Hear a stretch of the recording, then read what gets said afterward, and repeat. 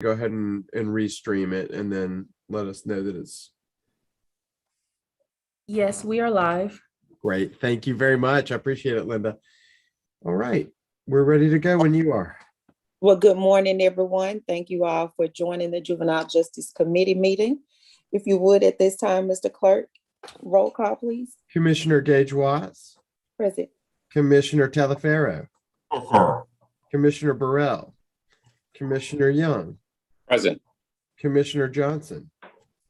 You have 3 of 5 committee members present, and that does constitute a quorum.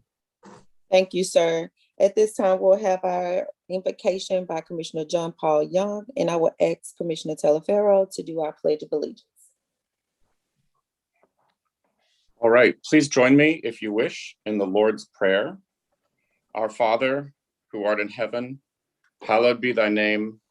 Thy kingdom come, thy will be done on earth as it is in heaven. Give us this day our daily bread, and forgive us our trespasses, as we forgive those who trespass against us. And lead us not into temptation, but deliver us from evil. For thine is the kingdom, and the power, and the glory forever. Amen. Amen. Amen. If you all would stand, and I'm going to ask the members of the committee just go ahead and put it on mute so we don't have any feedback, and we'll recite the Pledge of Allegiance. I pledge allegiance to the flag of the United States of America and to the republic for which it stands, one nation under God, indivisible, with liberty and justice for all.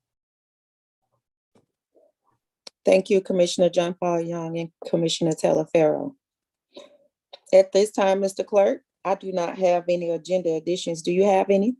I'm not aware of any agenda additions, but I will just let you know this is where the certificate of teleconference is attached. And at this time, it would be appropriate if you wanted to take a motion to approve the agenda to be in compliance with Louisiana Revised Statutes 42:17.1. So moved by the chair to approve consideration of the items listed. Second. Okay, that's been moved in second. Okay, and Commissioner, it looks like Attorney Frazier has her hand she raised. does. Did you want to do that before the vote, Attorney Frazier? No, I don't. I'm sorry. That's an error. No problem. Okay, so we have a motion and a second, and Commissioner Gage Watts, Yes. Commissioner Talaferro. Yes. Thank you. Commissioner Burrell, Commissioner Young, Yes. and Commissioner Johnson. Commissioner Johnson, by the way, did reach out and say he will be on the line shortly. Okay. That motion does carry with 3 of 3 present and 2 absent. Thank you. Next item, please, Mr. Clerk. And that brings us to public comments, and public comments are allowed either by calling in at this point during the meeting at 318-226-6596. Again, that's 318-226-6596. Or public comments are also allowable online in advance. We did not receive any public comments in advance. But again, that phone number, if anybody has any public comments today, is 318-226-6596. Okay. We'll give them about 30 seconds.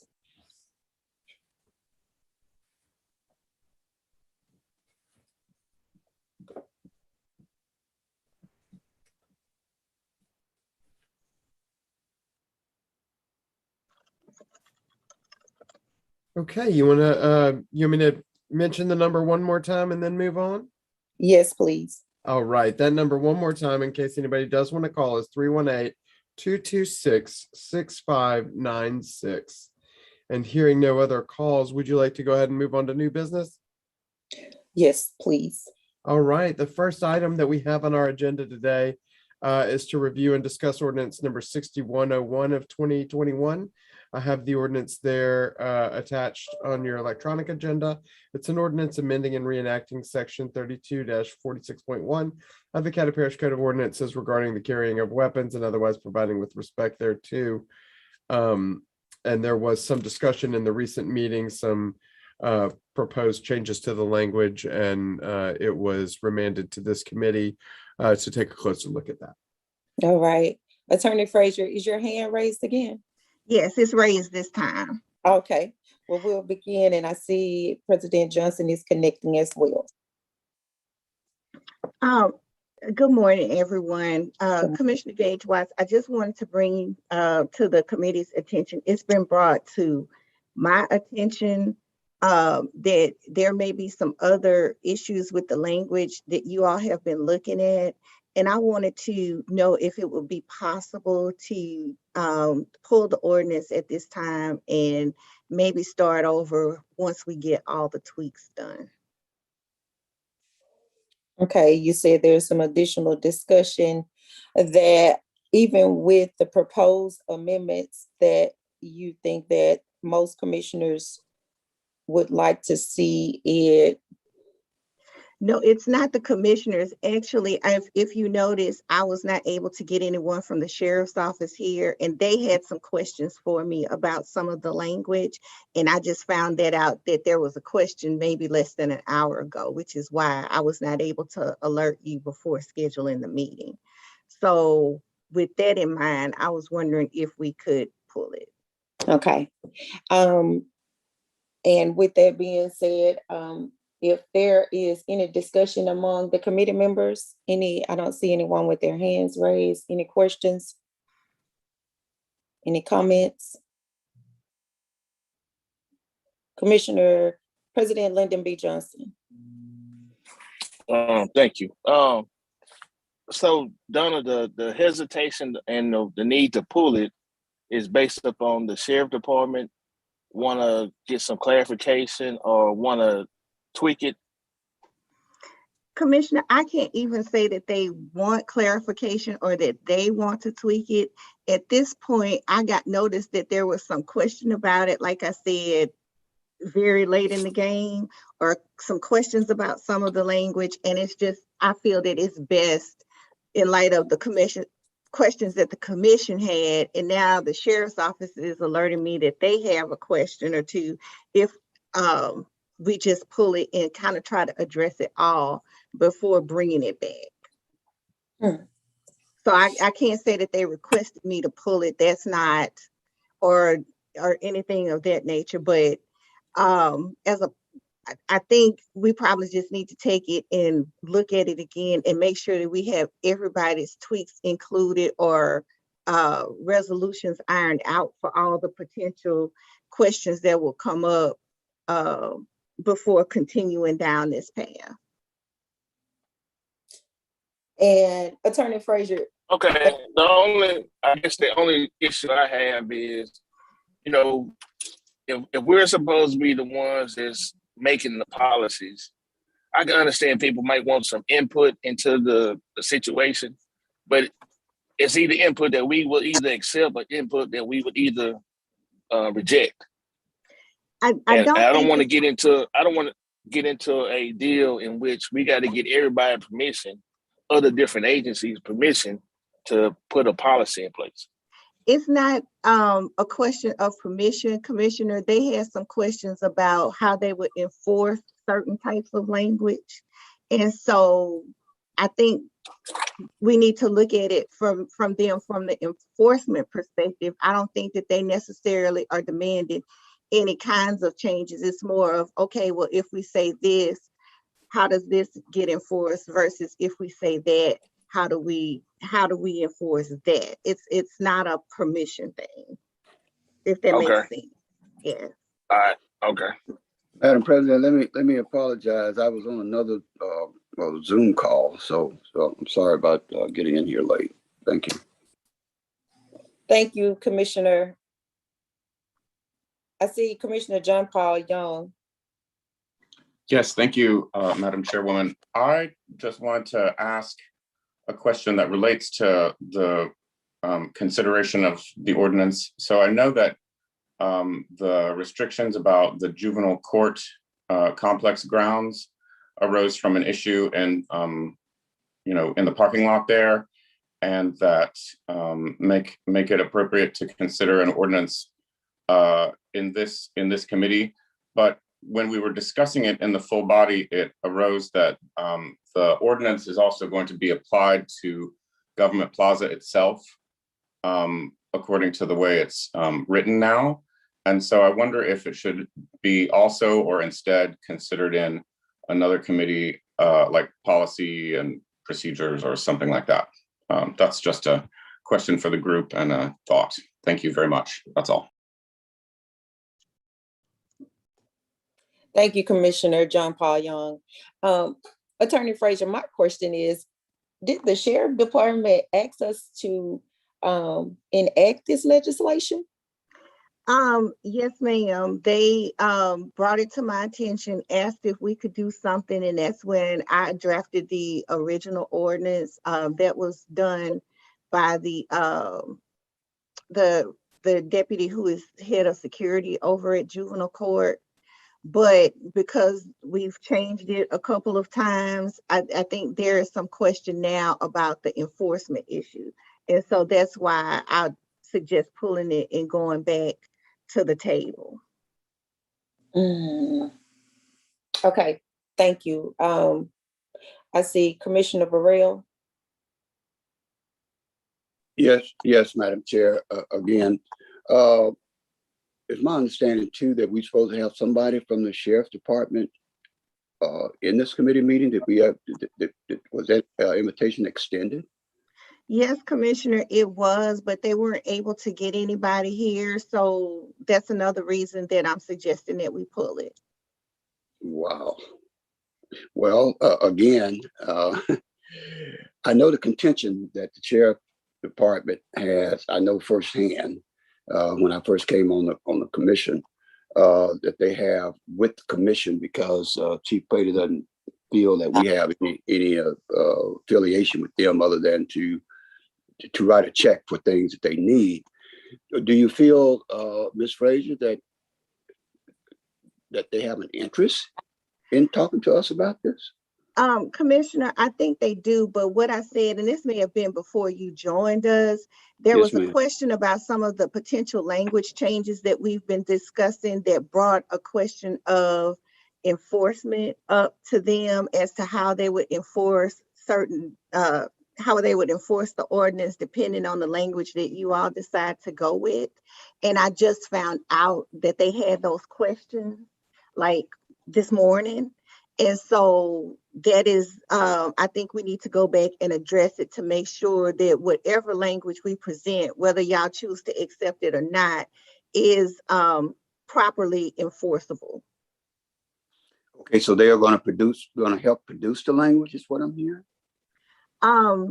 Yes, we're going, what I intend to do is discuss with them some issues that they've had with enforcement in the past about different kinds of language, so that we could see what the best option is and be able to explain to you why it is a better option than some of the other things that you all may have been considering. Well, yeah, well, that's the reason I was thinking that if the issue came out of the Sheriff Department, then they should have some idea, and given the fact that they are the enforcing agent, they would have some idea of what they're looking for, and then we decide from there, is that something that the public could live with. Yes, sir. What has happened is it's changed a little bit, or actually we've had a lot of discussion and questions since the ordinance was originally drafted as what was initially brought to me by the sheriff's office. And so I need to go back and make sure that I'm understanding the enforcement issue to make sure that we have that squared away. Is that the main issue at this point? The other language is okay. That's the main issue that has been brought to me. We will probably look at the entire thing again if we pull it and start from scratch and take into considerations that you all have had over the course of the discussion. Okay, thank you, ma'am. Thank you, Madam Chair. Thank you. Commissioner Lyndon B. Johnson. Thank you, Madam Chairperson. I guess I want to make sure I'm going to clarify something. The language that's in the ordinance, I know it refers to government plaza already in there, but it doesn't. This has already been done in government plaza. What we was doing was making changes to the juvenile detention center. Am I right, Attorney Frazier? Correct. All right. So I just want to let Commissioner Young know that what was in the ordinance was already supposedly in place at Government Plaza, and that's nothing new. There was no lines added to that or anything else. That was already supposed to be enforced. And so that lets me know that it hadn't been enforced because he didn't even know about it. And there's probably violations of that going on as we even speak. That's all I have. Thank you, President Johnson. Point of information, Madam Chair. Yes, sir. Just to follow up something that the president was saying, and just in my mind's eye, we're talking about two different locations that seem to be treated differently.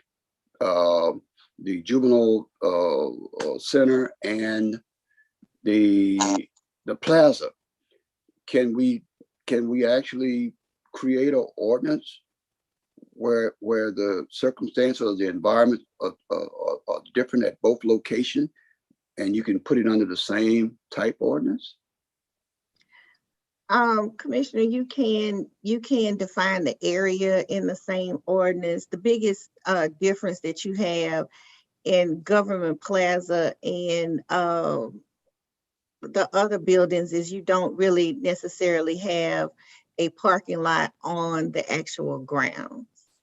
And so basically what you're doing is defining the area where any prohibitions would be, and that is permissible. So the parking lot that where we park, which is on the Government Plaza ground, doesn't cover that. I don't think, I would have to go back and actually look. Do you understand where I'm going with this? I do. Okay. Okay. That was just a thought. Thank you. Thank you, Madam Chair.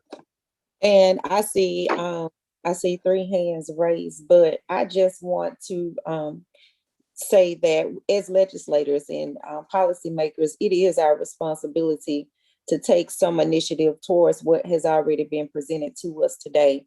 So, of course, our top priority is to keep our communities safe and make sure that they are adequately protected. I see Dr. Wilson. Yes, ma'am. Good morning, Madam Chair and everybody. I did have opportunity to speak to Attorney Gary Parker last week. And he's the attorney for the Sheriff's Department. And I specifically asked him if they are tracking this discussion that we're having. And he said, yes, he is.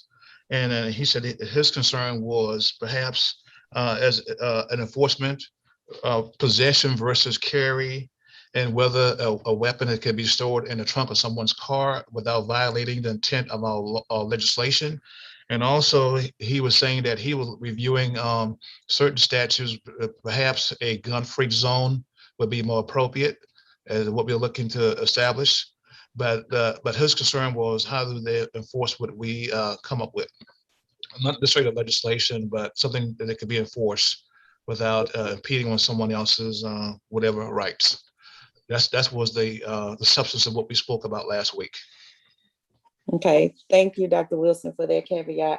I think when we say, weapons, it's not just guns that or should be taken into consideration, because I know that we receive a report from the sheriff office at least once a month about the collection of weapons that have taken place on those grounds. So yes, I think that we need to look at it, holistic instead of just singling out, guns as a weapon on the premises. Mm-hmm. But I think the discussion is still worth having. I see Commissioner Lyndon Johnson. I'll get you after Commissioner Telefero. Thank you, Madam Chair. Yeah, I'm all about go ahead and delay in this, but not for an unreasonable amount of time, a reasonable amount of time to make sure that we are all in alignment to produce the best ordinance which will accommodate or which will achieve our goals. I agree with Madam President in her past statements that we owe the public safety and to do business, and it's incumbent upon us to work with our fellow law enforcement officers who have jurisdiction over those specific areas. I did have the privilege of talking to Attorney Bernstein at the last work session. He did advise me that the city has ordinances in place which actually protect or govern what we're talking about within Thomas building, in other words, Government Plaza. Some of the things that's, and when what John Paul mentioned is that, or maybe it was Commissioner Burrell, is that while we don't have a parking lot associated with the Thomas building, let's scratch that thought. We don't have that, but as far as the security, the internal security, correct me if I'm wrong, Dr. Wilson or Attorney Bernstein, but based on the city's ordinance that governs the safety and security, the prohibiting weapons or any kind of explosives or anything like that, they already have an ordinance in place. Is that what I'm still led to believe? That's correct. Yes, Government Plaza, yes. That is Okay. correct. So us, I'm sorry to interrupt there. So us trying to devise or promote or develop another ordinance is a moot point for Government Plaza. Is that correct? Yes, we don't have to have anything in place regarding Government Plaza. The Shreveport ordinance already prohibits weapons. Okay. Yeah, and I thank you, Attorney Frazier and Attorney Bernstein, because I'm the one that was kind of getting spun up over the safety and security of Government Plaza and the mechanics to enforce the ordinance, not realizing until I talked to Attorney Bernstein that the safety and security, or what we're talking about here, is kind of falling under the ordinance of the city of Shreveport. And is that my full understanding? Yes, Commissioner, it falls under the city of Shreveport ordinance. It's not a problem to have a duplicate ordinance or duplicate theirs since both entities own the building. But yes, it's prohibited right now under the Shreveport ordinance. Okay, so if we're going to be developing or duplicating, I would think that the verbiage would be exactly the same. So people who are charged with enforcing an ordinance and or law would not be confused. Would you agree with that? I wouldn't say that would be necessary, as long as I don't think that the verbiage has to be exactly the same, because we actually do the regulation in different parts of our ordinance. As long as they can pick up either code and see what's prohibited, I think that's fine, even if they're not an exact match. Okay, I fully understand that. And Madam Chair, I do agree with Attorney Frazier that we go ahead and, enact somewhat of a minor delay, return it back to her and for further discussion with our law enforcement key personnel there. I just want to make sure that, we don't delay it unnecessarily, for an unnecessary period of time. Thank you, ma'am. I appreciate it. Thank you, Commissioner. President Lyndon B. Johnson.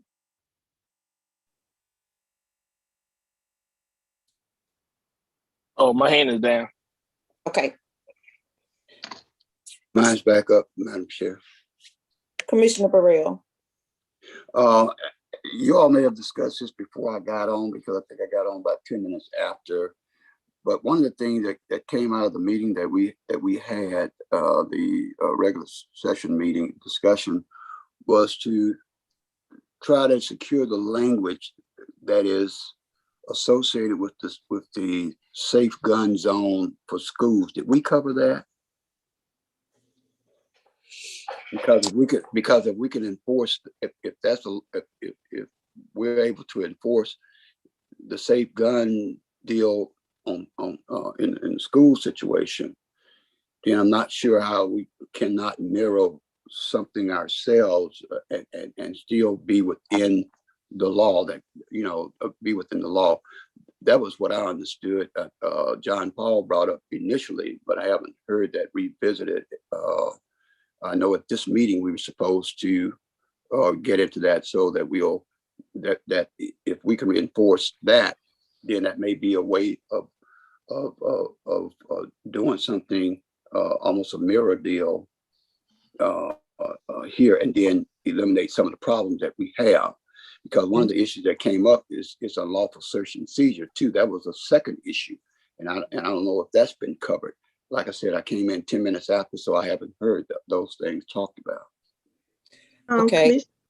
Oh, I'm sorry. No, that's okay. I was just going to let Commissioner Burrell know that none of those things were discussed after Attorney Frazier's recommendation. So we did not get into any other discussions besides what you have already heard once you joined. Oh, okay, then. So those are things that we still going to discuss, or we just toss those to the side? I'm going to make a motion once you're through with your comments. That was what I was concerned about, because that's what I remember us discussing, Madam Chair. So I'm finished. Thank you. Yes, sir. Thank you. Attorney Frazier, did you have anything you wanted to add? I did, Commissioner. The gun-free zone issue also has one of enforcement, and that was something, once you start looking at the language of that, and one of the issues, commissioners, is you have language and then you have to look at how it's been enforced in case law. And that's something that we need to take a look at the case law before we measure it, before we decide to mirror it. And that was one of the issues that was raised to me with the sheriff's office. And so we will be taking a look at that and either bringing that back to the table as mirroring that language if it's appropriate, and if it's not appropriate, we'll let you know while we reach that conclusion. Okay. Okay. Now, the unlawful search and seizure, that fall in the same thing? That's not something that we can really address through law. That is something that is addressed through case law. So basically, search and seizure is kind of something that's dependent upon the law enforcement officer. We will, of course, be writing the ordinance, and I don't think it's written at this point where it could be interpreted to give somebody a right to search and seize that they don't have. But that's not something that you address in the ordinance. Okay, because the thing came up, if you remember, if somebody said that, oh, so-and-so got a gun in his car because they are afraid that, you know, they may wind up using it after they leave the juvenile center, then whether or not the officer has a right to go and actually open his glove compartment or either the trunk. So I'm just regurgitating some of the conversation that we had before, and hopefully, you know, we'll find a way to deal with it. If we can't, we just can't. Thank you, Madam Chair. Thank you, Commissioner. I'm going to make a motion to delay until November, the first meeting in November work session. We'll hold another juvenile justice committee meeting. Second. It's been moved in second. Is there any discussion? Okay. Mr. Clerk? All right, so that was the motion by the chair, seconded by Commissioner Burrell, to postpone until the November, the first meeting in November. Yes. And Commissioner Gage Watts. Yes. Commissioner Taliaferro. Yes. Okay, thank you. Commissioner Burrell. Yes. Commissioner Young. Yes. And Commissioner Johnson. Commissioner Johnson didn't He hear you. had to If get you're off. still on. Yeah, it looks like he's off. And that motion does pass with four in favor and one absent, and that motion carries. That brings us to our next agenda item, which is an update on the multi-agency truancy efforts. Okay. I see Director Walker. I see Assistant Director Randall. Okay, there you are, Director Clay Walker. Hello. Yeah, hello. Can y'all hear me? Yes, we I can. can do Yeah, we can hear you. a brief update here. The multi-agency center, what we're calling this the one-stop shop, and it's really it's more broad than just truancy. The idea is this will be one facility in the parish where children can be brought if they have wraparound services that they need. It's modeled after something that's in Baton Rouge. It's a program in Baton Rouge where they took an old school for the blind, and what they do is they rent out all of the old classrooms to the agencies that provide wraparound services. So this, right now where it stands, we've had an intergovernmental Zoom meeting. The primary partners are the city, the school board, and the parish commission. Also involved are SPD, the sheriff's department, and the DA's office.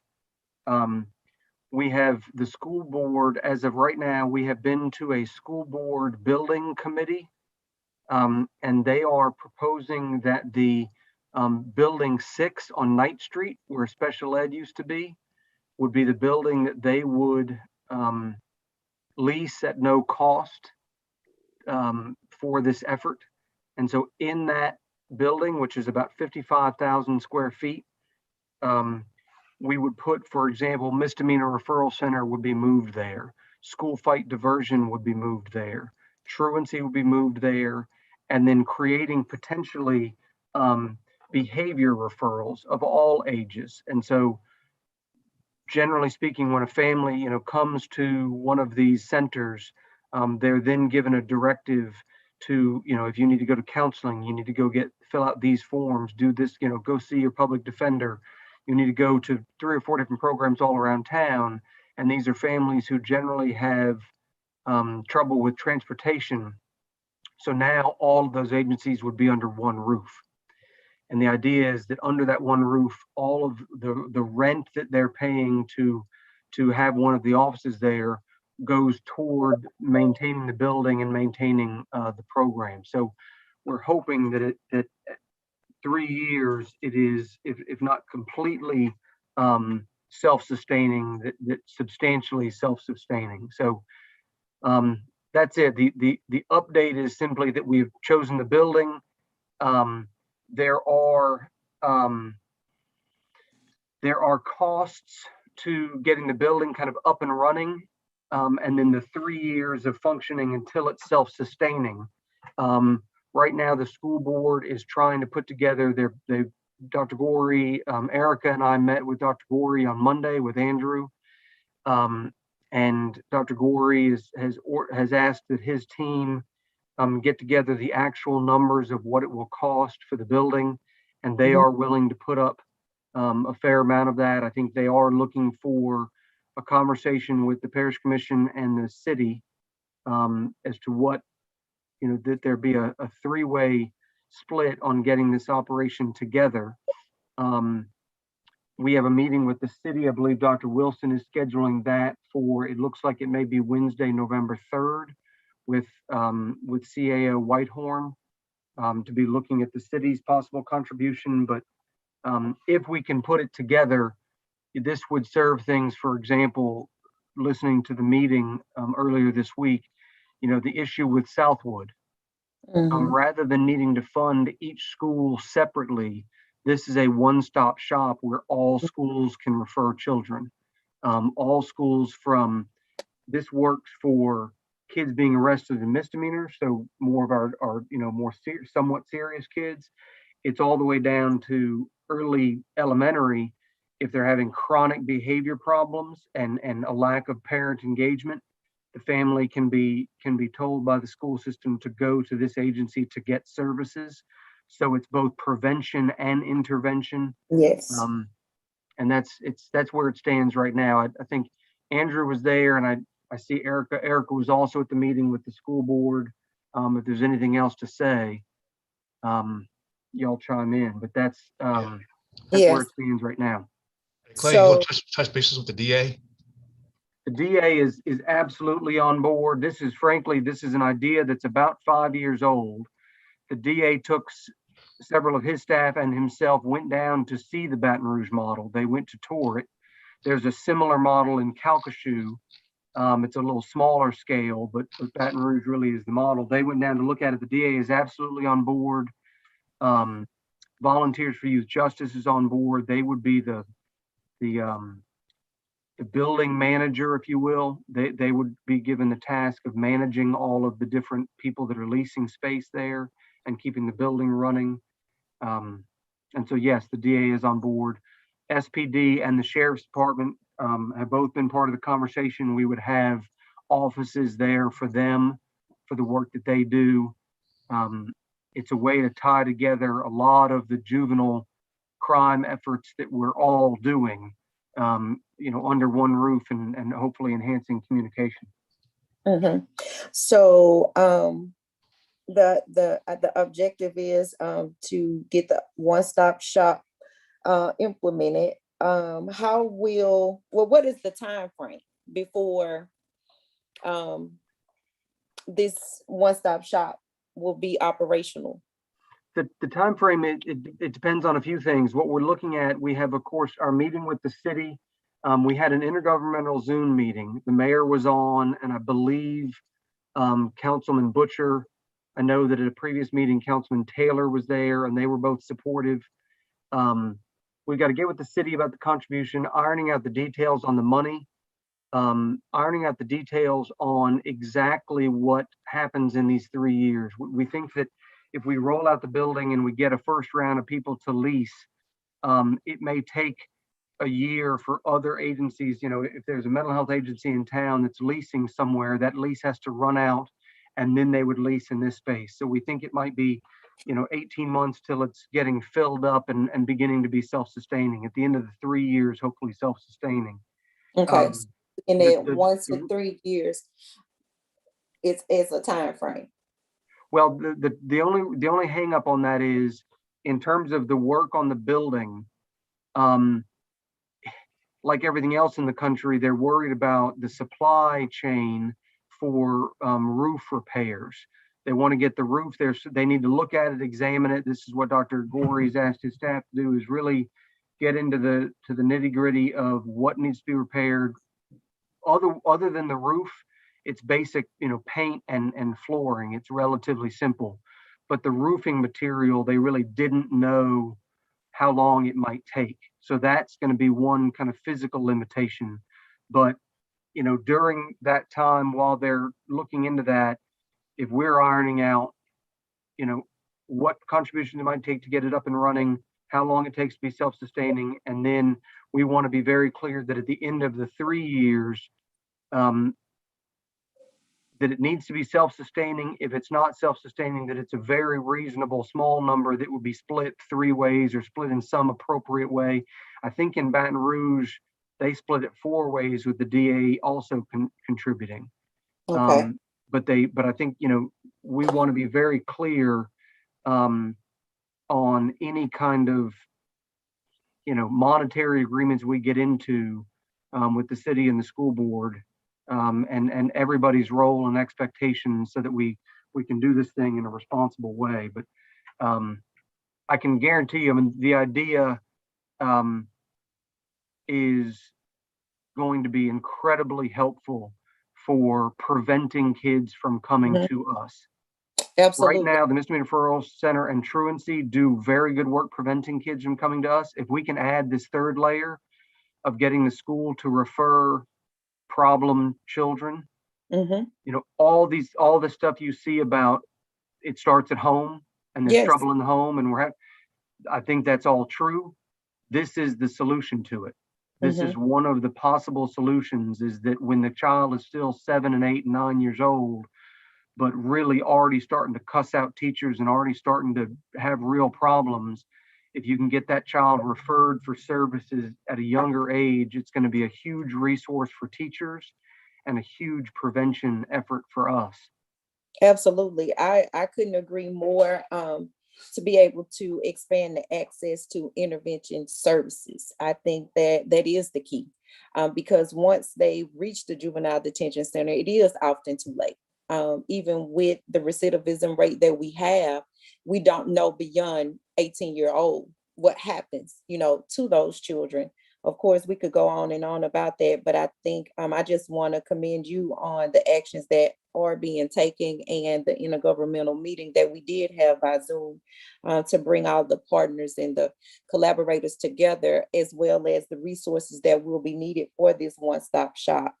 I'm excited to see a time frame of, even with challenges that we could face, 1 to 3 years is some hope there, I believe, for us to, have some assessments to move forward on. I was going to also ask you about the current options for our intervention services and what is being provided. And I see Commissioner Burrell has his hand raised too. I would love a lot of these things that you mentioned, or some of the things that we're going to talk about with our council that we have established. So just want to talk about those current options, and then we'll get Commissioner Burrell's comments. Sure. Madam Chair, I just need to take mine down. It was left up. I didn't have a question. Okay, thank you, Commissioner. Okay.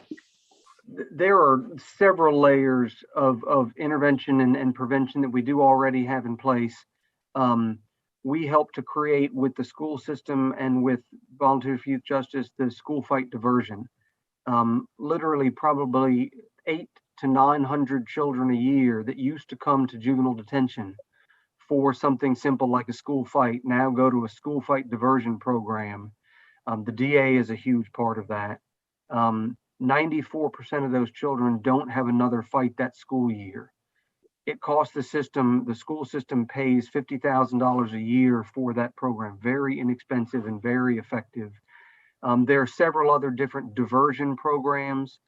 We also created and now fund in large part the Misdemeanor Recruitment Center. We've been working with the Sheriff's Department and the Police Department for several years now, and Andrew and I were talking. I mean, I think it's really finally fully functional, that there's an understanding and agreement that misdemeanors, shoplifting, simple fights, very low level and often first-time offenders, that we don't need them or want them to be coming to the detention center. That first, it's not appropriate to punish a misdemeanor with jail, but also that it costs a lot less money, and it helps us to deal with our bed shortage in detention. Mm-hmm. So those interventions are in place. We also do a lot of work, and this, to some extent, I wanted to spoke with Commissioner Chavez after the last meeting. We may put together a list of talking points for you as commissioners. There's a great deal that we do to contribute to law enforcement, to the school system, that the Caddo Parish Commission is responsible for in addressing juvenile crime and preventing juvenile crime. About 4 years ago, we created a juvenile subcommittee for juvenile law enforcement. We meet monthly, and we have, it started in 2018. The DA, the sheriff, the police, the FBI, the ATF has been there. We've just invited the Real-Time Crime Center. Everyone that works in any level of juvenile law meets monthly, and we talk about policies. We talk about changes we need to make. We talk about individual cases. We have confidentiality within that meeting. The judges have kind of blessed it with confidentiality, and so we can talk openly about individual kids. If there's warrants where we need the police or the sheriff to work together to go pick up children. I mean, just as an example, after the shooting in Tinseltown, we sent the police department a list of 4 children that we believe need to be picked up immediately, that were involved in that and that were going to be possibly involved in more shootings. Within 5 days, they had picked up 3 of them. I think, unfortunately, the 4th is still at large now, but that meeting is very hands-on in terms of addressing juvenile crime. Also, about 4 years ago, we created essentially an intelligence unit with regard to social media. Social media is a huge problem in all of this. Commissioner Chavez, again, in the effort to discuss, what could be done at schools about social media, he did hit the nail on the head that so much of this, children are stealing guns to post pictures with the guns. A lot of it is to be seen as tough, to be seen as gang involved, even if they're not necessarily truly gang involved. But a lot of it is on social media, the actual threats, kids trying to sell guns on social media. Well, about 4 years ago, we created this intelligence unit, and at risk of bragging, it's the best intelligence that the community has right now on juvenile crime and social media. SPD relies on it, the Sheriff's Department relies on it, the FBI relies on it. We send out notices daily. There was a gun recently found about 3 weeks ago at Woodlawn that came from an alert that we sent out. We saw it on social media and alerted school security and the Sheriff's Department that had an SRO there, and they recovered the gun within 30 minutes. Mm-hmm. So there's a lot of work that we're doing to address the crime that's going on now, but also trying to lay the groundwork for prevention going forward, so that we're doing both, working, the short-term emergency that we have, but also trying to set things in place to prevent it in the future. Yeah. Thank you, Director Walker. I think it's advantageous that we have just a generalized talking point list for all of the commissioners. I was fully aware of the intelligence program that you have that was started in 2018. But I think that there is still opportunity, in which we're going to talk about that, for more community involvement groups also to have this type of conversation, to be made aware, whether it's neighborhood associations, civic groups, or in some of the people that we partner with our wraparound services, also having, this information for our general population. So I don't see any other commissioners, and we have about 10 minutes before I need to wrap it up. If there's anything else, Director Walker? That's it with regard to the multi-agency center. Okay. Thank you. Would you like to move on now to update on the Juvenile Justice Citizens Advisory Committee? Yes, please. Absolutely. You want me to address that real quickly? Sure. If you would begin by sharing the information that you received from the survey that I asked you to send out, and if we got a response from all 12 board members. We have not heard back. So we have 11 appointed right now. There's one commissioner who has not appointed their member yet. And I have spoken with him. He does intend to appoint somebody, and says that he will have that to me before the next meeting. But in the meantime, we do have enough members to start meeting. We did share a survey. We have received a majority of the responses, but not the full amount of responses yet. But I did ask them to respond by the end of the week. And so tomorrow I will reach back out to them and I'll copy Commissioner Gage Watts and a couple other, Clay and Andrew, and we will go with the meeting times that look most available for the most members. There do seem to be some consistent times on there, so it looks like we'll have a few options to suggest, and we can get to meeting. Okay. I wanted to discuss what our initial objective will be for the board members, committee members, and I wanted to present these things, and if you agree with them, I'll entertain a motion. I would like to start out with having the board to review our internal policy and guidelines. A lot of the things that was discussed by Director Walker were some of the things that I had listed for this board, focusing on staffing, sentencing, our justice reform, of course, increasing bed space, The available space at alternative locations included but not limited to CCC, investing in community, whether it's the community center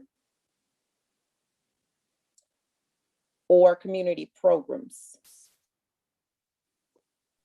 I would also like for them to evaluate the disparity in race and gender, evaluate our existing wraparound services, and all of the things that Director Walker talked about, addressing homelessness. We have a homeless population amongst our youth that is not always recognized or addressed.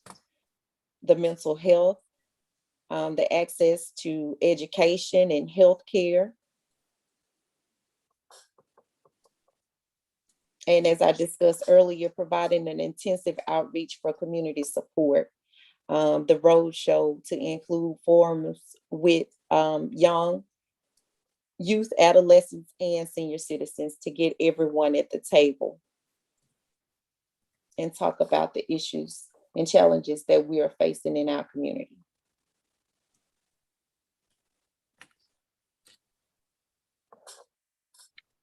If I may, just also to say to that end, we have already prepared a PowerPoint and be ready to present on those issues. We were kind of envisioning it at one meeting where we would give that kind of basic, the structure of juvenile court and everything we do, and including an explanation of the budget with all of the things you just said as well. We were also thinking possibly about maybe a second meeting. We think that this committee would benefit from an explanation a little bit more in depth about the children we work with, for them to understand the kinds of kids and families we work with. Absolutely. Those were the two our thoughts, at least, were everything you just mentioned in one meeting, and maybe in the second meeting, an update on the kinds of families and children we work with. And then frankly, whatever else they then ask for. Right.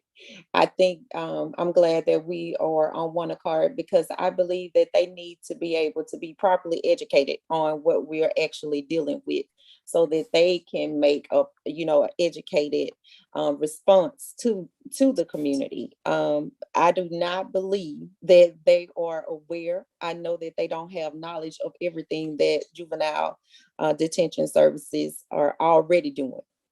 So if we start the conversation there, I'm glad that you'll be able to present a PowerPoint and to provide additional information as they requested. And once we do that, we can establish a time frame for them to come back to us with their suggestions and recommendations. The only other thing that I would add is we wanted to leave open the some communication from the judges, that they have access to speak with the judges at a meeting to get their input, to be, so that they hear kind of all sides of and all options, that they hear from us, that they hear from the judges.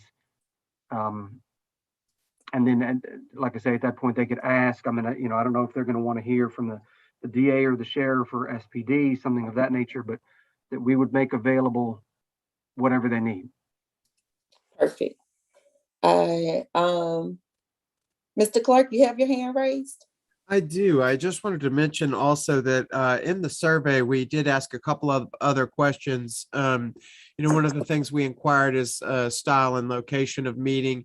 And most of the respondents seem to be saying that for the first meeting, they'd really like to meet in person so they can just kind of see who else they're working with and get a feel for, the group. But that they're open to meeting either in person or virtually after that. The other thing was we mentioned that during the first meeting, it's helpful for them to be prepared to elect officers. And thankfully, it quite easily worked out where we had somebody who said they'd like to be chairman and somebody who said they'd like to be vice chairman. And I haven't heard anybody compete with those two volunteers so far. So we may have a quick process in that. So just wanted to mention that for the first meeting. Awesome. Okay. what I'll do is I'll make a suggestion that we wait until the end of next week to get all of the responses. And then maybe by that first week in November, when we meet again, we can establish a date that they can begin meeting. Perfect. I see no other commissioners. No other questions, no other comments? I've already spoken. So do I need to state my motion again, or do you have it? I have it, though. I may have a briefer version of it, but I did not hear necessarily a second. Does somebody have a second for that? Second? Perfect. Second. Okay. It's All been right. moved and second by the chair and second by Commissioner Talaferro. All right. And if there's no more discussion, I'll go ahead and do a roll call vote. Commissioner Gage Watts, Yes. Commissioner Talaferro, Yes? Commissioner Burrell, Yes. Commissioner Young. Is Commissioner Young still on with us? All right, looks like that motion does carry with 3 in support and 2 absent. Okay.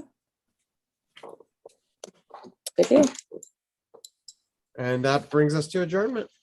All right. Move by the chair. Thank you very much. Thank you, everyone. Thank you, madam.